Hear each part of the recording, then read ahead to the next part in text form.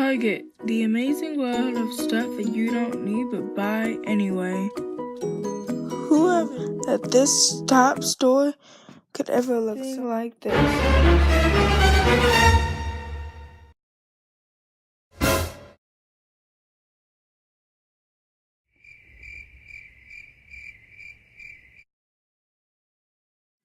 We are used to people saying that they got most of their stuff from Target. Could you imagine your Target looking like this? Looks abandoned, right?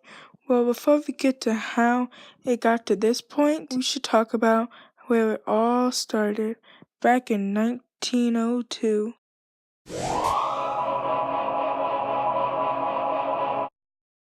This is George Dayton. He was born in 1857 and sadly died in 1938. He developed concept of discount realty. And in 1902, he opened what was first Dayton's Dry Goods Company. The business started to take off. Everyone heard about it, and the business started to develop way more than expected.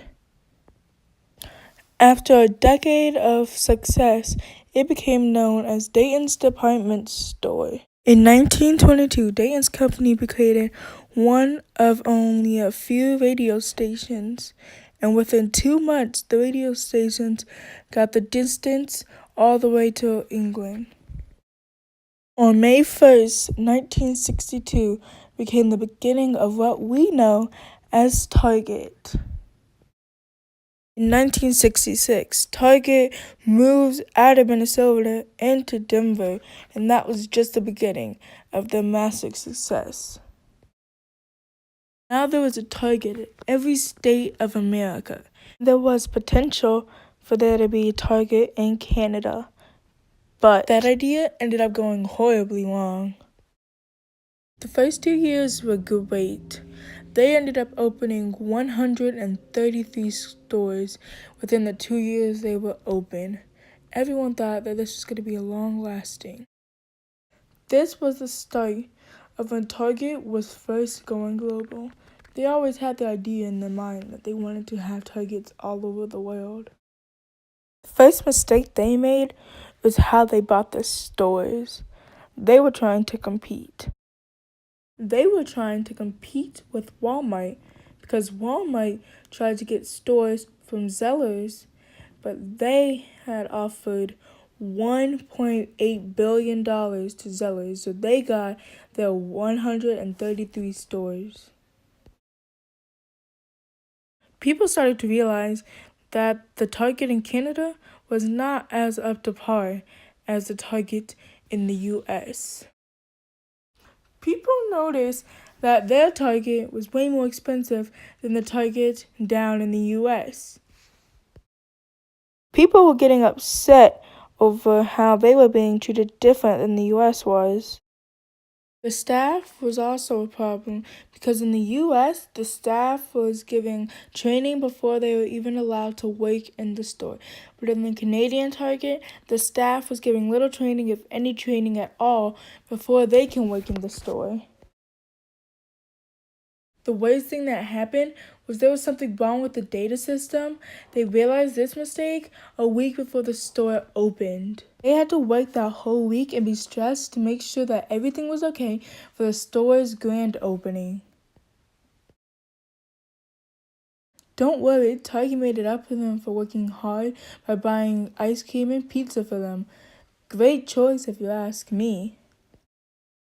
Another problem was their communication.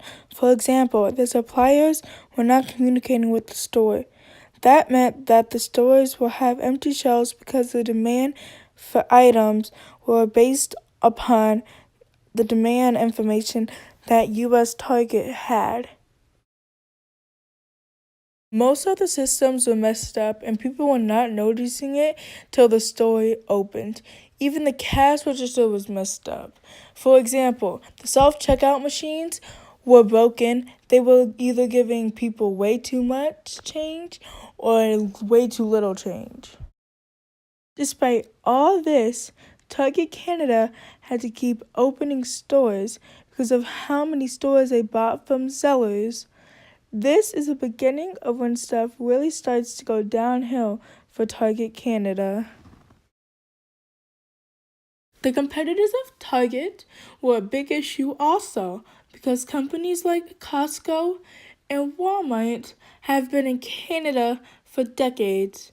When Target was having all their system issues, the competitors were going right past them when it came to making money and doing business.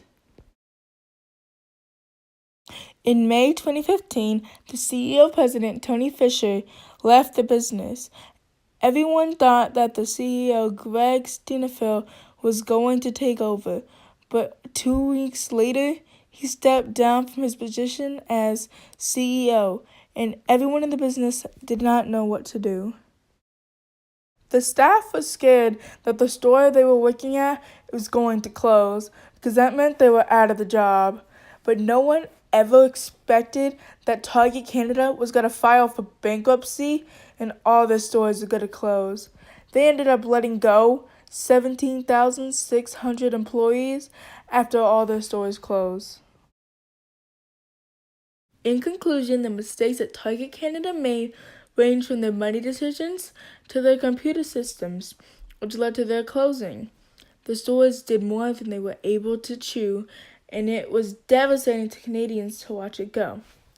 Canadians were excited for another large company from the U.S. was able to open, just as Walmart and Costco did many decades ago, but were upset that the store put them on the back burner. The biggest impact, though, was for the thousands of people who were let go because of the stores closing. Let's hope that Target learned their lesson and won't allow this to ever happen again.